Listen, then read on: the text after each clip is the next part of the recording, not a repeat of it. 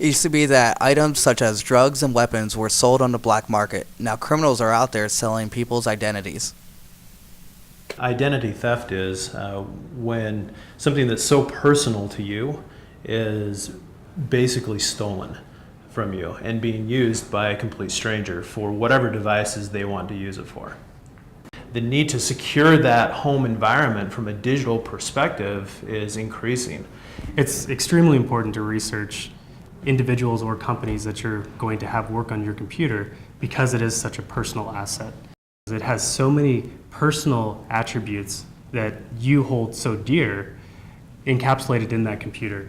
And anytime you have an individual on there, you're at risk. You're at risk of that information being lost. If an individual were to go and have a neighbor work on their PC because they have adequate knowledge on how to fix problems, ultimately that might seem like a good quick fix.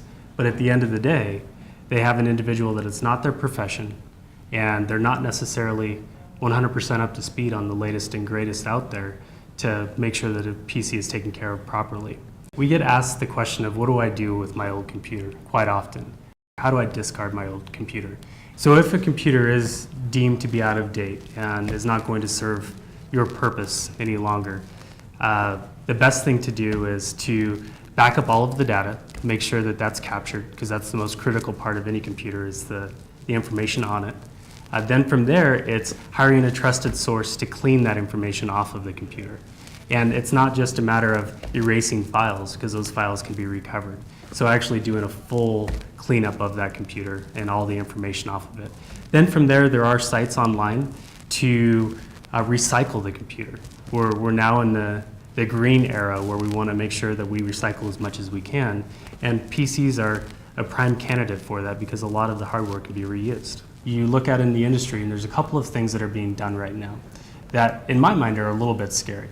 Having a technician go into a home scares me a bit because of the potential for additional issues that could arise above and beyond a computer. You have an unknown stranger now in your home working on your machine doing who knows what. Another option is you could go and drop your computer off at the store and leave it there for 3 or 4 days and you wonder what's happening with your machine. Are people pulling information off of it? Are they sharing that information? Are they looking at your financial information? And so there are definite threats there. One of the things that we do here at iTalk is we try our very best to solve problems remotely. And remotely, right now, is the safest method for service.